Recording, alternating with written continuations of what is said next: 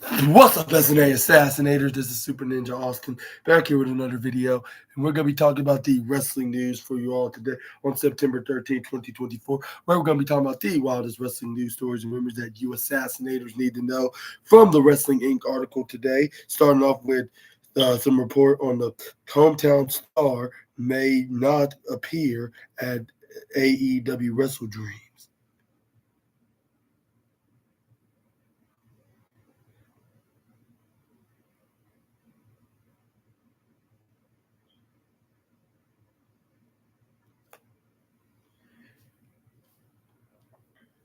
We're going to get into that. And it says right here, unfortunately, the next few weeks are going. The next few weeks are going to be extremely eventful. For AEW, as a number of high-profile events are on the horizon. The most recent AEW Dynamite mainly built towards the Grand Slam special on September 25th at Arthur Ashe Stadium in New York. And while the fifth anniversary of the show and the title match.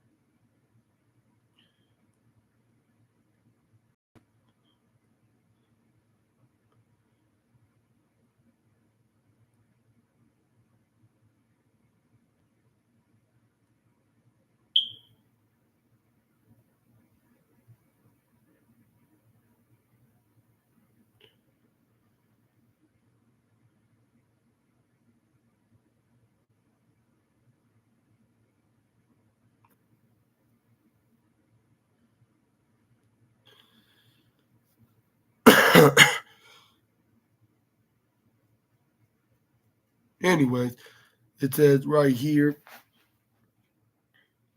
on the fifth anniversary of the show, like a title Tuesday episodes will will follow consecutively, like on October 2nd and the 8th, respectively. Like all all of these episodes will help build AEW's next big pay-per-view next pay-per-view event, which is Wrestle Dreams, which takes place in Tacoma, at Tacoma, Washington, on October 12th. Like an event that one big name might not be on. According to Dave Meltzer in his latest Wrestling Observer newsletter, AEW World Champion and Tacoma native Swerve Strickland might not appear at Wrestle Dreams, unfortunately. Strickland was last seen at All Out, like on September 7th, where he lost an unsanctioned lights out steel cage match against Hangman Adam Page, and is currently off TV selling his injuries as a way to give him some well-deserved time off the road. However, the word from within AEW is that Strickland's time off might lead him to missing the pay-per-view in his hometown, with the term given to Meltzer being that he might not appear on October 12th. Meltzer did note that Strickland, as well as MJF, who is off TV for times, same for the for the same that took off TV for the same reasons, like are currently advertised like for the Thanksgiving Eve edition of Dynamite, like on November 27th in Chicago. meaning that both men should be back by the point of that show in Chicago. Will act as the fallout episode from the Full Gear pay-per-view that takes place on November 23rd. And while not confirmed, will likely feature a round of matches in the Continental Classic tournament, that is set to return at the end of this year. But I want to ask you this question: what are your thoughts on Swerve Strickland may not be making a appearance on Wrestle Dreams, even though they're going to be in his home town of Tacoma, I believe that's what the city's called in Washington State. But yeah, and also Meltzer also noted that, like on this report, that MJF's leader are going to be making any appearances on this next pay per view as well. And do you think the exact date will be on the Thanksgiving Eve edition of Dynamite when they go to Chicago? Let me know down in the comments down below, which I think that will likely be the case. Like if they're not going to be there, then I expected them to be at like between Full Gear or even AEW AEW what's that? Or even AEW like between AEW Full Gear or even the post-show Full Gear, which is also the Thanksgiving Eve edition of the show, of course. Which I am going to be making a review on, and I will be making a Thursday Night Football review video on Thanksgiving as well. So make sure to stay tuned for that. But I won't be doing a wrestling news video on that day. But yeah, expect to be a Thursday Night Football game, which I wonder who's going to be playing on that day. But yeah, I'm gonna be making those review videos, but let me know in the comments down below and what you think, what they're gonna be doing, and do you think that this is where we can see Swerve Strickland can turn heel and try to get some revenge onto Hangman Adam Page, who could potentially go back as a baby face? I mean, anything's possible at this point. Yeah, but let's move on to the next slide. We got former WWE star Nikki Bella reportedly files for divorce. And 2 weeks ago, word emerged that Dancing with the Stars, like dancer Artem Chick Vincev, the husband of WWE Hall of Famer Nikki Bella, had been arrested in California on a felony domestic violence charge. Since then, both Chick Vincev, and Bella, has has de- has declined to comment on the situation, with Bella referring to it as a private matter. While rumors emerge that Bella has was looking for a divorce lawyer, looking for a divorce lawyer, speculations like that was bolstered by photos showing her without her wedding ring. That news was confirmed today, with TMZ reporting that online records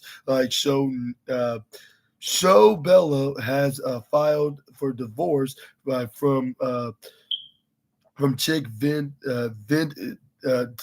from Chick Vincent. It was further revealed that Bella had been searching for a divorce attorney since the day after Chick Vincent's arrest, and has subsequently obtained Evan Craig. Evan Craig it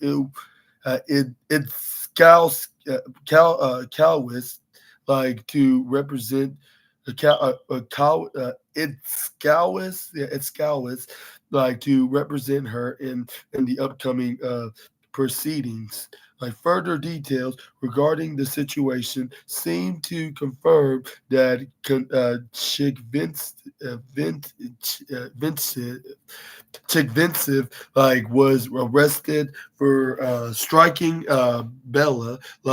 Radio Dispatch audio from August 29th reveals that Chick Vincent had made a call requesting for medical assistance, only for him to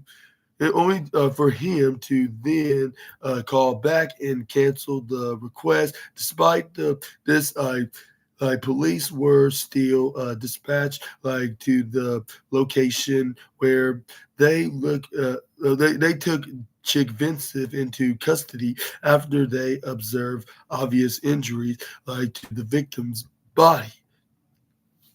Bella and Chick Vincent first met in 2017 when Bella competed in the 25th season of Dancing with the Stars, with Chick Vincent serving as Dance her partner. The couple began dating in 2018 and became engaged in early 2020. In July, Bella gave birth to their son, Mateo. Yeah, and Bella and Chick Vincent would get married 2 years after that. In August 2022, they were celebrating the 2 year anniversary of their marriage, when the incident occurred. And yeah, I guess that's what shows you you should always not take anything for granted. I guess, which I don't know why I put it that way, but yeah, I guess that shows you that you just can't go and get together with anybody, because that person might just turn on you just a drop of a hat more than a tag team partner. But yeah, let me know in the comments down below, how do you think this divorce is gonna end into? Do you think it's gonna work out in the Nikki's favor? Let me know down in the comment section right down below. But again, I'm not trying to get into this because it's a little too uncomfortable to talk about. When it comes to gossiping, but when it comes to being unbiased about it and being a professional by talking about it in the wrestling news, I just think it's then that's when it's uncomfortable. But when it's not uncomfortable to talk about. But I'm not going to speak much about it. But for those that are unaware about this and have been living under a rock for the last year, Nikki Bella is getting filing for a divorce for her now ex-husband. What what's his name? And Artem Chinvinsov. Yeah, Artem Chinvinsov, a guy that she had as the dance partner from the 25th season of Dancing with the Stars, and then they got together in 2018, and then I heard about this story about over hundreds of times since they were together back in 2018, and then they both had a child together in 2020, but 2 years after that they got married, but 2 years after that they are getting a divorce. And this is shocking me. It's every 2 years there's always something, and not trying to get into it. But first, they got together in 2018, but 2 years later they had a kid together, and then 2 years after that they tied the knot and got married, and then 2 years after that they're getting a divorce. What is up with that? Every 2 years, it's more 2 years than every Fast and the Furious sequel comes out. Every 2 years. Now I'm starting to sound like my father. But anyways, but yeah, let me know about this in the comments down below. What are your thoughts on this very crazy statistics in this relationship between Nikki Garcia and Artem Chikvintsov? Yeah. But let's move on to the next news. Let's talk about Drew McIntyre opens up about making the Killer's Game with Dave Batista. And then this news is talking about the Scottish Warrior in his first movie role, in the in this year, which is called The Killer's Game, and it and yeah, and the former world champion has been busy. I had a pretty busy 2024 so far. It started out with a match with Seth Rollins for the World Heavyweight Championship on the second night of WrestleMania, and then Oh no! First, no. Before that, he had his first attempt for the world title at the Day One edition of Monday Night Raw, like on New Year's, like on January 1st, and then before the Royal Rumble, and then he beat the uh, future champion on night, and he got beaten by right after he just won the world title 5 minutes after defeating Seth Rollins. He gets defeated by Damian Priest at night 2 of WrestleMania 40. Then McIntyre beat and yeah and McIntyre did and then feuded with CM Punk, with him beating him in the first match in the feud, like at SummerSlam. But 4 weeks later, he lost to CM Punk at Bash in Berlin, and then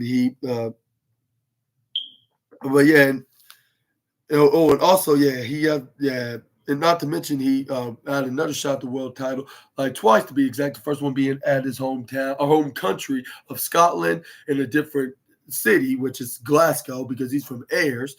But yeah, and then CM Punk cost him the match on that night, and then he did it again when at Money in the Bank, when Drew McIntyre tried to cash in on who was it, Damian Priest, like when he was fighting Seth Rollins at Money in the Bank, which he came up short once again. But not only Punk screwed him out of that, he also screwed Seth Rollins out, but that's a different story for a different day.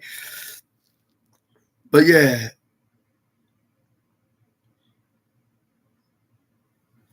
I mean, and I totally forgot, and he failed to cash in the briefcase right at the same night he won the Money in the Bank contract. Let me rephrase that.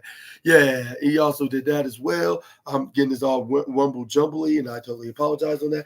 But anyways, but the point is that he had a very busy Survivor Series, and then I mean not Survivor, a very busy 2024 so far, and it says right here that with all that time spent like on CM Punk, and it's hard to believe McIntyre has had time for uh, for much else this year. Like, but he's also like made his first featured film like for the big screen, like appearing alongside another wrestler turned actor and former WWE star Dave Batista. Wrestling Inc. got the chance to speak with the with the Scottish psychopath Drew McIntyre,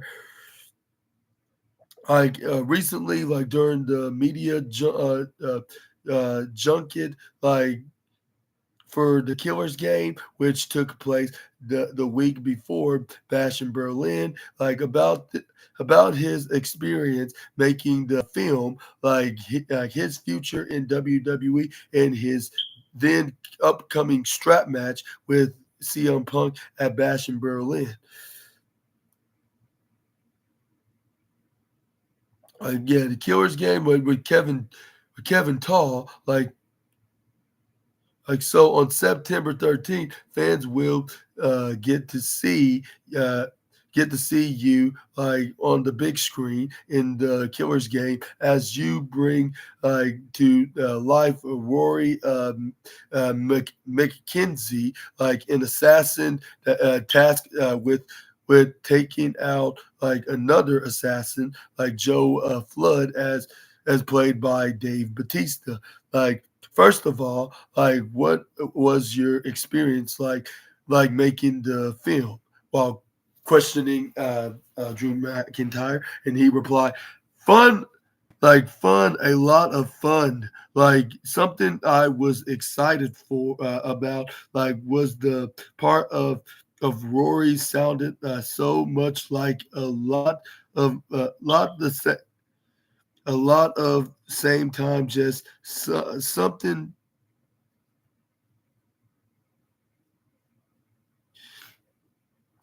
just something so different, something that excited me, like in the fact that it was with Dave, like somebody I have history with, like and grew up around. Like when I first came to WWE,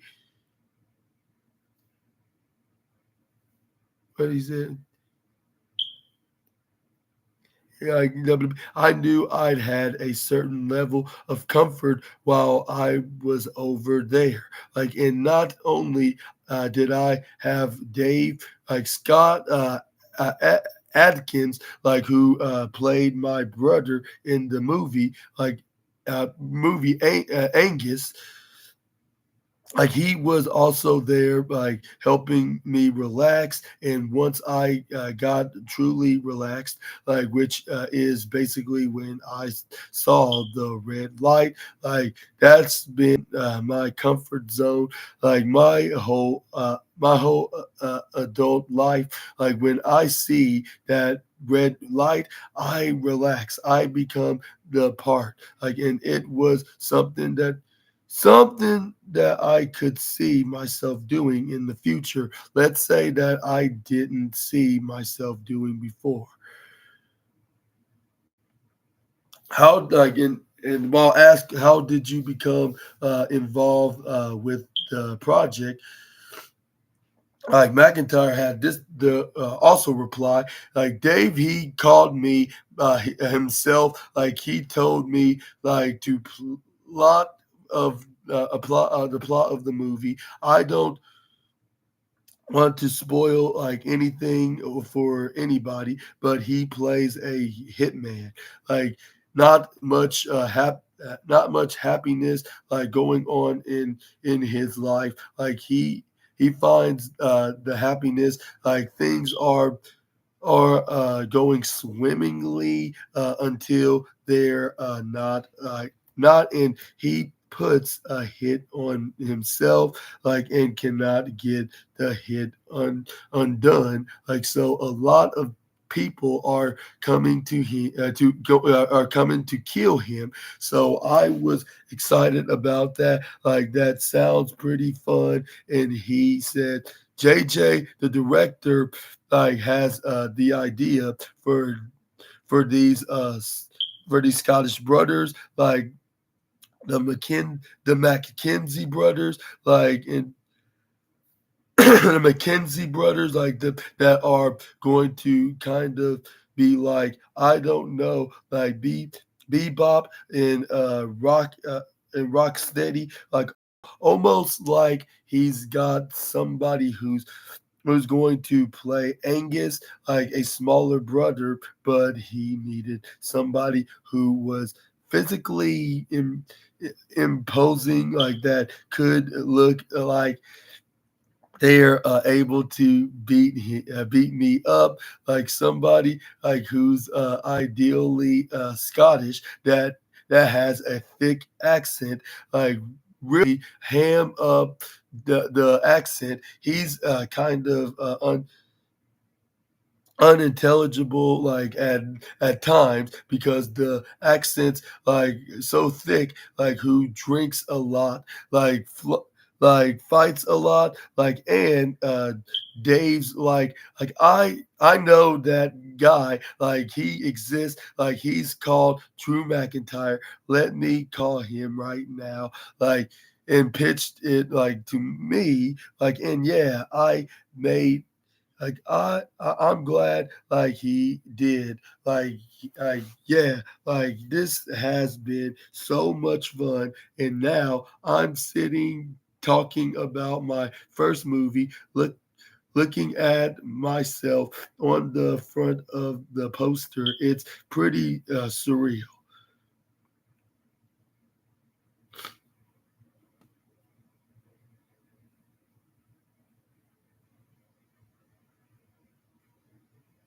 I was like, yeah, this is so much right here, but I guess I'm gonna end it right here.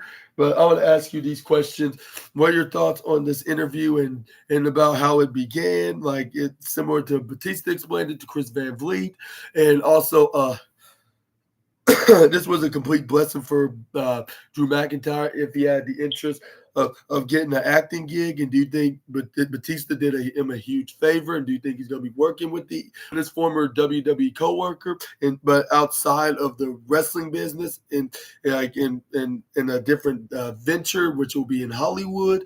And do you think they're going to make more movies together, as co-stars? Let me know down in the comment section right down below. But yeah, I can hardly wait to see this movie. I'm trying to do my best to try to watch it somehow, and I'm gonna let you guys know on how I felt on how what the movie was. But for now, stay good. Just stay tuned.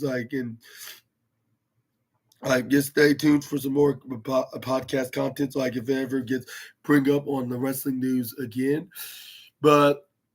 But next up, we're going to be talking about WWE Raw will not go commercial free on Netflix. And then we got some very interesting news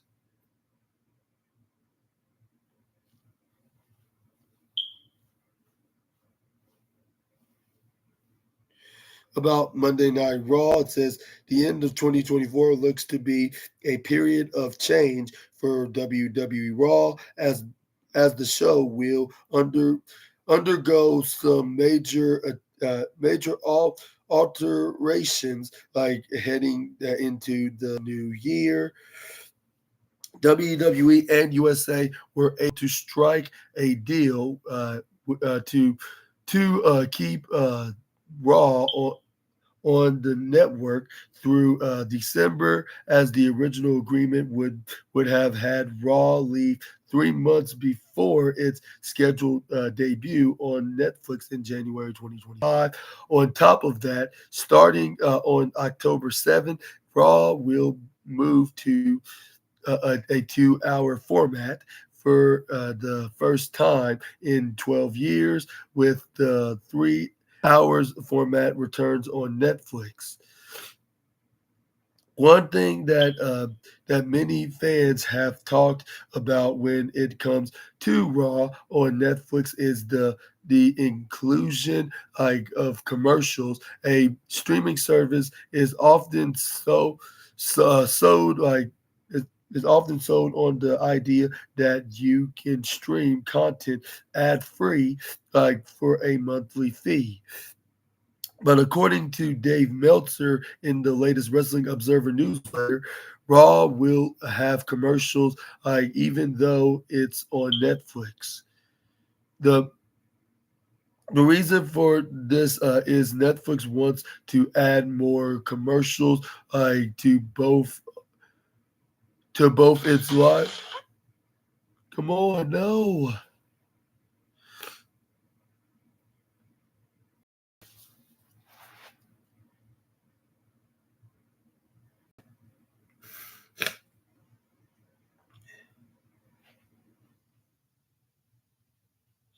Either for the reason Netflix wants to add more commercials on to both its live and pre-recorded programming, like and they feel that Raw is a good place for them to truly put the idea of to the test, as wrestling fans are used to having ads on the shows, they watch. One major difference is that there is a lot more flexibility on Netflix in terms of runtime, but also in terms of how many ads will be on the show. Meltzer noted that some ads could be extremely short in order to get back to the story, like at hand quicker, while some might read reasonable, what fans are used to, when they watch wrestling on TV. Meltzer glossed by saying that the runtime will certainly will vary for Raw as a way of making uh, main event matches feel more unpredictable. And what's your thoughts onto this move, from both the and Netflix? And think that it's a do you think it's the right thing to have? Do you think that'll be the right thing to do if they have Monday Night Raw still have commercials, do time to time during live programming on the streaming service? Let me know down in the comment section right down below. But yeah, for those that are not into commercials and the most powerful force in all of pro wrestling, like y'all probably gonna be disappointed on this. But I hope y'all get over this, or let's hope that WWE change their mind in the foreseeable future. Like if it's not a good idea, they keep the commercials even for being on the streaming service. But we're just gonna have to figure out what's gonna be the case right here. But I'll be right back. Excuse me for a moment.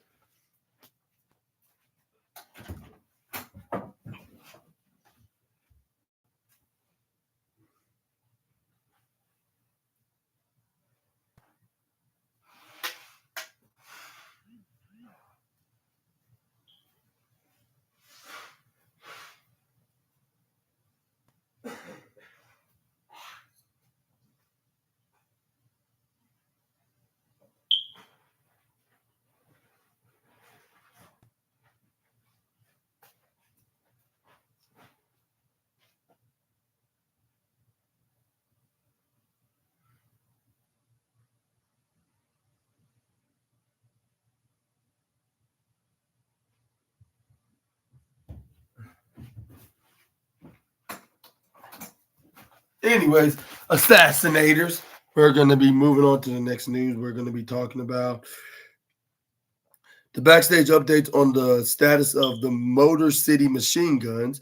Like the Motor City Machine Guns, like have been the subject of much discussion, like in recent months, as fans around the world are still wondering where they will end up.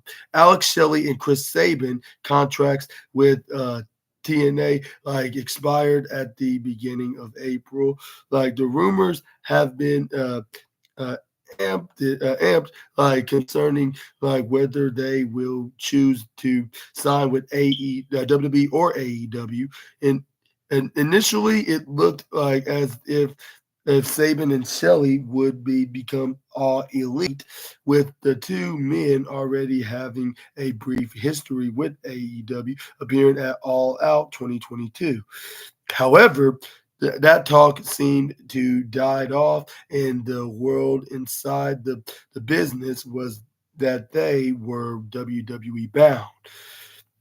Now it seems there is an answer, at least according to Dave Meltzer, who claimed, like in that same Wrestling Observer newsletter, that the Motor City Machine Guns are expected to start in WWE uh, in in my in my in imminently as like, wasn't imminently. That's what I'm talking about.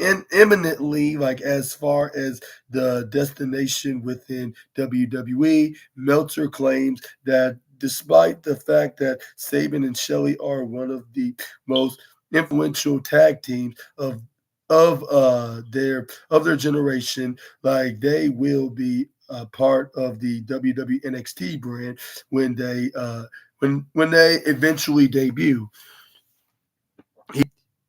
He stated, NXT has a lot of big events like coming up in the near future. The brand will be moving to the CW on October 1st. Like the live debut on October 1st will take place from the Allstate in the Allstate Arena in Chicago, Illinois. Like which will then be followed by a live episode in St. Louis, Missouri, which will be on October 8th, which will go head to head with AEW Dynamite. Following on from the two live shows, like on October 1st and the 8th, like NXT will be on the road for the Halloween Havoc PLE, which will take place on October 27th at the Giant Center in Hershey, Pennsylvania. And do you think that we could be seeing the Motor City Machine Guns become WWE superstars as soon as October comes? And do you think their home brand will be on NXT? And do you think they're going to be making and if so, I should say, like, do you think they're going to be making their debuts on the debut show on the CW? or maybe even the week after that on or when they go head to head on Tuesday Night War with AEW Dynamite, which the excuse me, which uh which that will be like how which will be AEW Dynamite, which that will be let's see, AEW, which I'll be on the 8th when they're in St. Louis, or do you think they're gonna be they're gonna make their debuts on Hershey, Pennsylvania when they have the Halloween Havoc PLE? Yeah, like I said, either way, let me know in the comment section right down below. I I think that is going to be one of those days, like, and instead of it being like the other certain tag team that wrestles on TNA now, like I think they could even potentially could face Nathan Frazier and Axiom for those tag titles. Like, just saying, like it's possible, and who knows? They could be the new tag team champions, and yeah, and they can lead the tag team division until probably like Stand and Deliver. But give me your predictions either way. What's going to be the scenario at this point? But let's move on to the Undertaker recalls fellow WWE Hall of Famer Vader get arrested like in Kuwait. In April 1997, The Undertaker was slated to defeat the WWF World Heavyweight Champion, like later branded like to WWE champion, like against Vader, like in the country of Kuwait, like in an effort to promote the title match. Like Vader and the Undertaker appeared like on Good Morning Kuwait, like for a dual interview, like on a dual interview segment, like while starting off like starting off with a typical in character discord. This interview was later was derailed by a question posed by the show's host Bassem Al Othman, yeah, during a recent episode of the 6 Feet Under podcast. The Undertaker recalled like the chaotic events like that unfolded like after off after Othman like ask him and Vader to if professional wrestling was fake. The Undertaker, still in character, I offered a relatively calm and this and diplomatic response, like to the question, while Vader, however, did not. Like, and the Undertaker explained it. I've got the belt sitting like on my lap, like this. I've got my hat, my shades on, like, and I'm just sitting there, like on the right on the outside. I look as cool as can be. Like now, like on the inside, like I'm like, oh no, like he didn't, because I knew what Vader was going to do. Like, and he did. Like he sat up on the edge of that thing, and he grabbed that guy by the tie. Like I think he just shook him a little bit, like, but the guy didn't appreciate getting manhandled like that one bit. Like, so then they shut everything down, like, and Invader's arrest paves the way, like, for birth of Kane, and the dead man then also added, as all hell is breaking loose. The Undertaker recalled. Yeah, all hell breaking loose. Like WWE's road agent, at the time, Jerry Briscoe, then. then frantically trying to guide him into the car, sitting outside of the television studio. Like, meanwhile, Vader, in a moment out of character, began panicking. Jerry's trying to get, and then Jerry was trying to get me to the car to get me out of there. Like, like Vader comes up to me and he goes, "Take, take, like, what do I do? What do I do?" And I was like, "Dude, you've done it, like, brother, like, way to stick up with the business, like, yeah, like, yeah, man, don't let him push you around." Like, then they pulled me out, like, put me in the car, like, the car speeds off like a movie. Like, in looking back, Vader is freaking out. Like, according to the Undertaker, he and the rest of the WWE talent on the tour turned home. Turned that all the talent from on the tour returned home in the wake of this incident.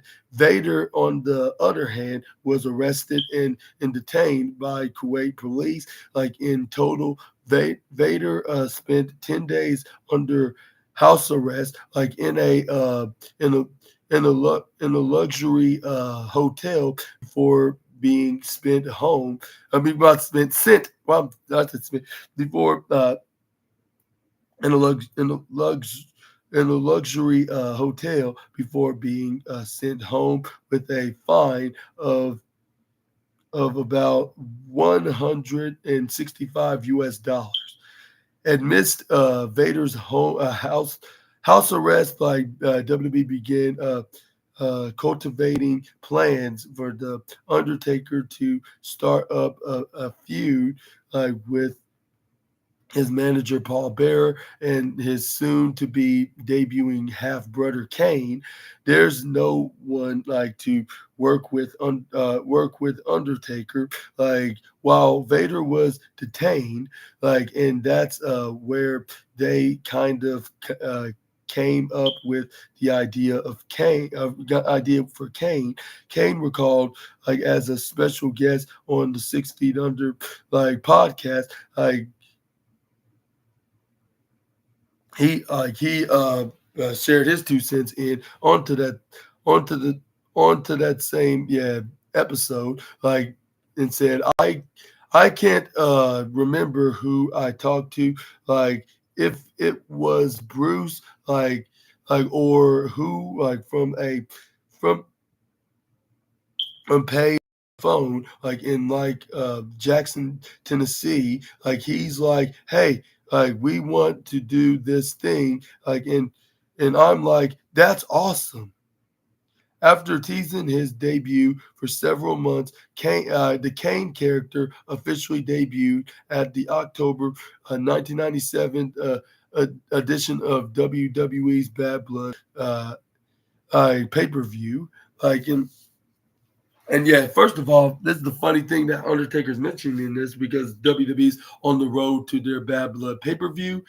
And secondly, like, if it wasn't for Vader for letting his anger get the better of him and attack that talk show host in what city they were in I'm not saying the country, Kuwait. Yeah, if he didn't did that to that guy, that TV show host, like, imagine, like, if there was going to be any chances of Glenn Jacobs, like, being the Kane character, like, was there any chances that he would, or did he would stick around being known as the evil dentist Isaac? Like, until they released him, and maybe, like, he would have went to WCW, and he would have not known, like, if he would have been a great fit in this business of pro wrestling. But maybe that was a blessing in disguise for the Brothers of Destruction. Like, if it hadn't been for Vader attacking him, like, we probably wouldn't be sure if we would have had Kane like be known as or we wouldn't have Kane being known as one of the most established stars in all of WWE and in professional wrestling as well. Yeah, I guess, yeah, like I said, the blessing in disguise, and let's hope that Kane, like, I mean, but yeah, and yeah, but even though it had to be for the expense of Vader for being arrested and then later being on house arrest until he until everything started clearing out, and then he can come back to work to wrestling again. But it seemed like he'd never been the same since then. Like when he let his anger got the better of him. But but uh But it is what it is, I guess. But yeah, at least we got some gain about, and it's and then and if Vader did not did what he did, we probably wouldn't have been not been presented with the most but two of the most iconic ginormous tag team in all of WWE. Even my own grandparents know who Kane and the Undertaker are. Like that's yeah, and that's something that's gonna be remembered for many years to come. Yeah, but let's move on. We got Matt Hardy calls out TNA's AJ Francis and KC Navarro.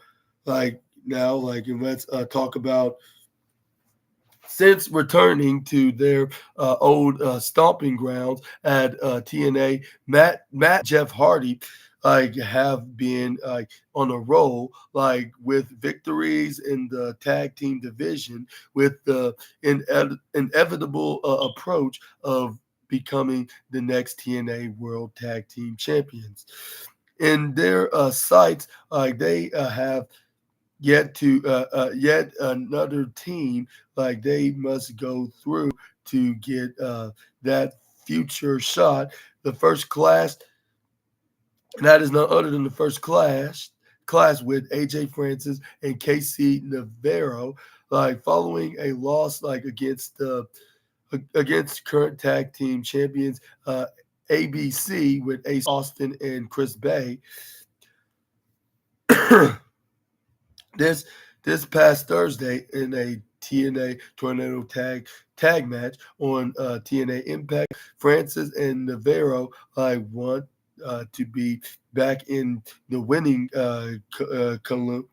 column, like in the winning column, like be in the winning column again, and prove they deserve another shot becoming the next challengers. What better way to do that than to face former two-time TNA Tag Team Champions, the Hardys, like tonight, like at TNA's pay-per-view Victory Road, like a video posted by TNA on X, like AJ Francis, like and Navarro, like let's see it, you loudmouth, like I can cash the cash the cash that big ass check, you two just verbally no wrote like heads are gonna roll like and checks are gonna bounce tomorrow like night at Victory Road. Like gonna be a night at Victory. The match has been officially confirmed for tonight. The the Hardys have been at odds like with the most recent former tag champions like the system like Myers and Eddie Edwards like since May since last night the Hardys scored a main event victory over the system like on the contrary like while Francis remains leading the brigade the brigade the brigade of first class. The group is learning how to bounce back like after losing Rich Swan who the company suspended due to his arrest on June 8th for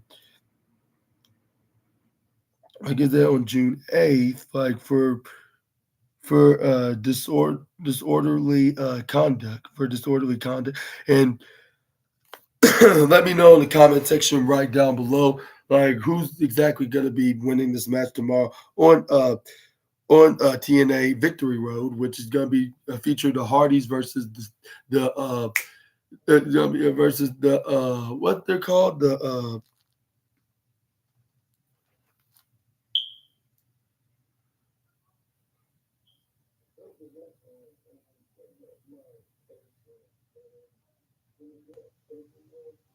First Class. That's what the names are. What are your thoughts about the Hardy brothers versus the First Class? Do you think who think's gonna win and earn himself a shot at ABC's TNA's World Tag Team Champions? Yeah, let me know either way in the comment section right down below. But let's move on with an update